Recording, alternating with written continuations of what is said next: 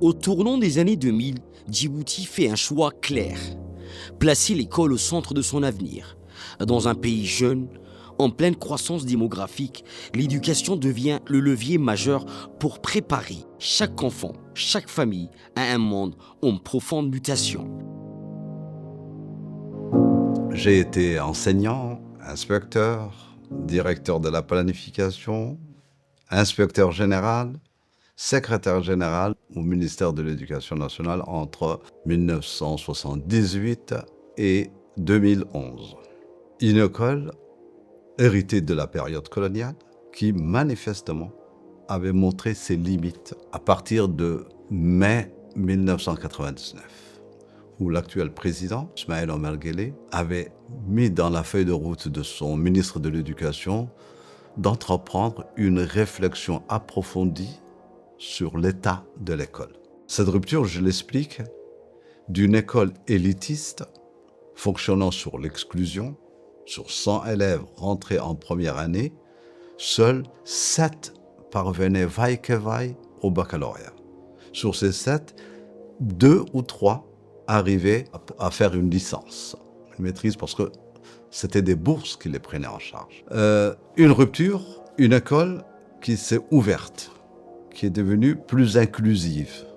L'école d'avant, c'est une école élitiste. Il n'y a que le meilleur de meilleur, la crème de crème, qui s'en sortait. L'accueil était limité. Les écoles ne pouvaient pas, accueillir donc beaucoup de monde. D'où cette sélection de passage au niveau supérieur. Donc aujourd'hui, tous ces problèmes-là sont soulevés avec la volonté actuelle de notre président de la République. Il a multiplié la construction des établissements, aussi bien dans les régions urbaines que dans le rural. Donc, dans le coin le plus reculé, il dispose d'un collège, d'une école primaire, d'un collège et de lycées. Pour la première fois à Djibouti, en 2000, une loi a été promulguée pour encadrer le système éducatif. C'était la première loi. Jusque-là, nous avions travaillé, nous avions fonctionné sur des calques des réformes qui avaient cours en France. Une école inclusive. Deuxième rupture, une école citoyenne. On prit en compte les valeurs nationales. L'État a créé des écoles un peu partout. Le parc, les capacités d'accueil de l'école ont été multipliées par 7. Premier changement, l'école était ouverte sur sa communauté. Qu'en termes d'inclusion des familles à l'intérieur des décisions qui se prennent au sein des écoles. Inclusion large.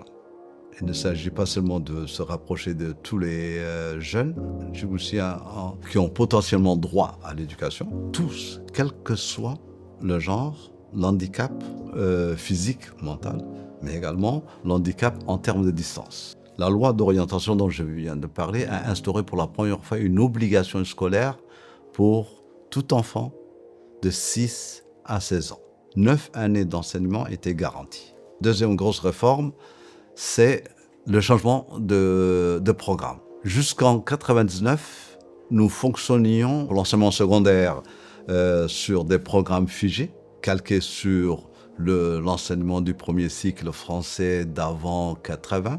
Pour le secondaire, deuxième cycle du secondaire, sur les programmes, nous suivions les réformes françaises, mais sans en avoir les moyens. Il n'y avait pas de livres. Pour l'école primaire, il y avait un livre pour 8 élèves. Second changement, c'est le livre. La politique du livre a permis ce que chaque élève dispose d'un livre par matière. Il s'agissait de produire des manuels et d'être indépendant par rapport aux manuels importés qui nous coûtaient très cher, qui ne répondaient pas à notre contexte.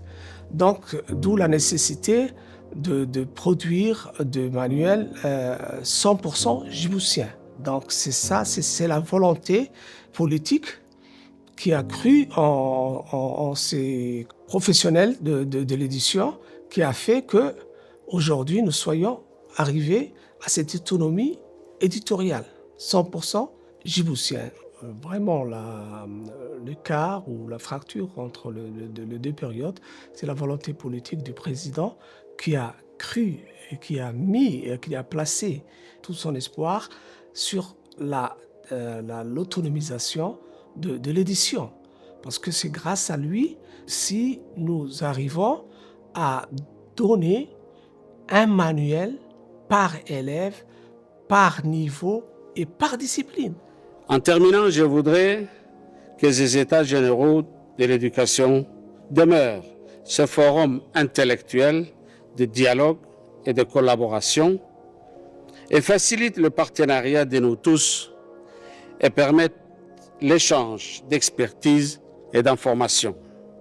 Enfin, je voudrais profiter de l'occasion pour rendre un hommage à M. Abdi Ibrahim Absiye, ministre de l'Éducation nationale, ainsi que les membres du Comité national d'organisation et du suivi des États généraux pour avoir permis par leurs efforts inlassables la tenue de ces assises qui revêt pour notre nation une importance extrême à l'aube d'un nouveau millénaire. Et je voudrais souhaiter à tous les participants le plus grand succès dans les travaux de cette conférence. J'espère que les documents que vous adopterez sauront nous inspirer et nous guider dans l'avenir de nos enfants et de notre système éducatif. Je vous remercie de votre attention. Assalamu alaikum wa rahmatullahi ta'ala wa barakatuh. Donc, et c'est ça, c'est vraiment un exploit. Parce que à côté, si vous voyez, nous sommes l'un des rares pays en Afrique subsaharienne francophone de disposer d'un copyright. Ce qui accompagne les livres, ce sont les réformes de programme. Le programme tant en termes d'approche pédagogique. Le président avait demandé à ce que cette école repose sur un triptyque: instruire, éduquer et former.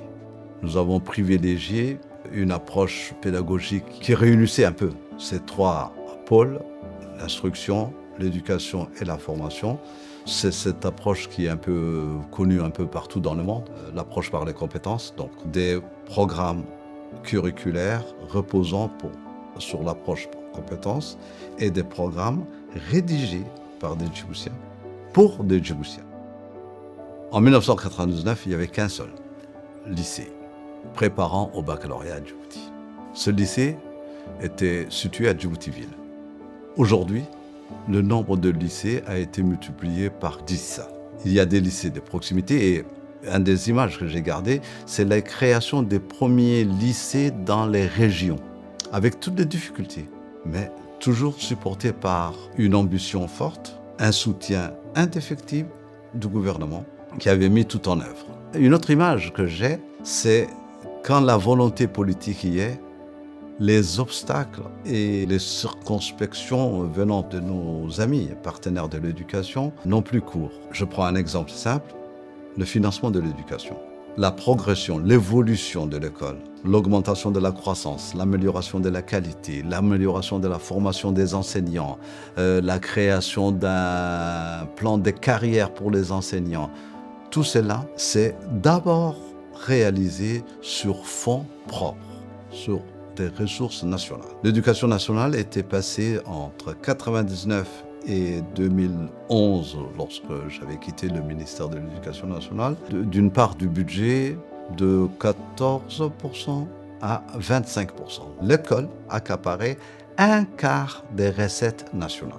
Les premiers bâtiments abritant un enseignement universitaire ont été inaugurés sur une ancienne emprise militaire. Le gouvernement a décidé de fermer ce camp et de les donner à l'éducation qui va les transformer en lycée. Et c'était à peu près partout. Dès lors qu'il y avait un besoin, la décision était prise en faveur du rapprochement de l'école, de la formation des citoyens. Et tout ça, c'est grâce à la politique du président de la République. C'est lui qui a subventionné et mis, en avant toute priorité pour l'éducation. Il a mis l'éducation comme levier central du développement.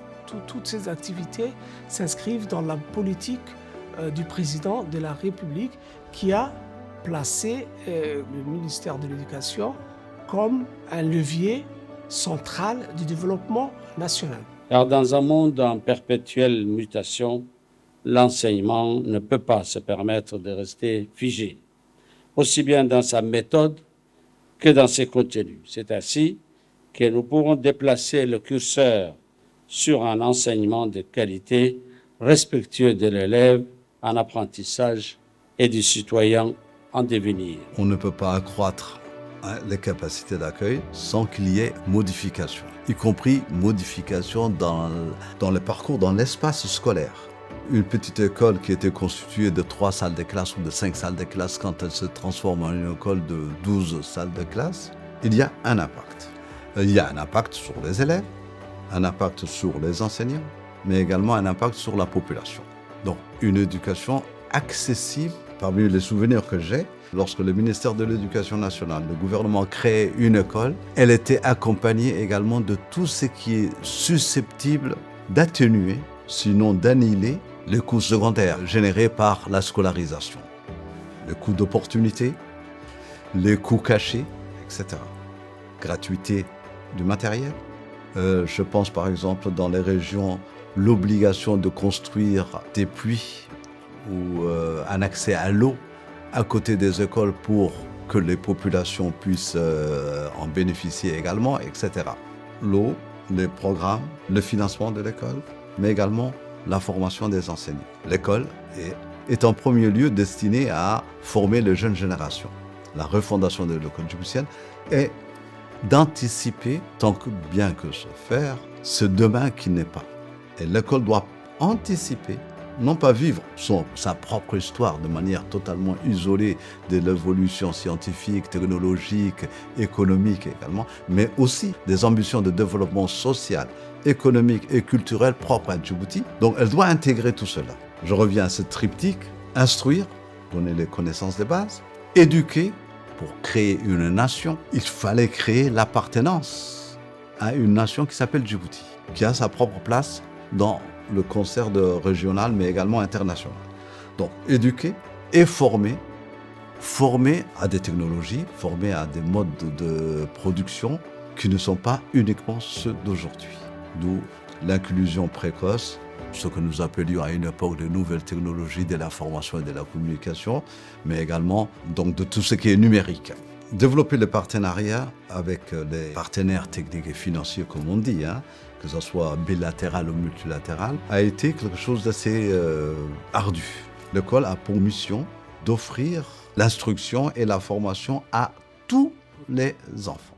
La réforme de l'école djiboutienne, une des grandes réalisations dont je suis fier de cette école, est qu'elle est devenue non plus une école de reproduction des gestes, une école qui se veut inculquer chez les jeunes l'esprit de création, l'esprit d'entreprendre, l'esprit de conquérir, la confiance en soi. Cette école participe à la fabrication d'un État moderne. L'école est la première fabrique des citoyens de demain.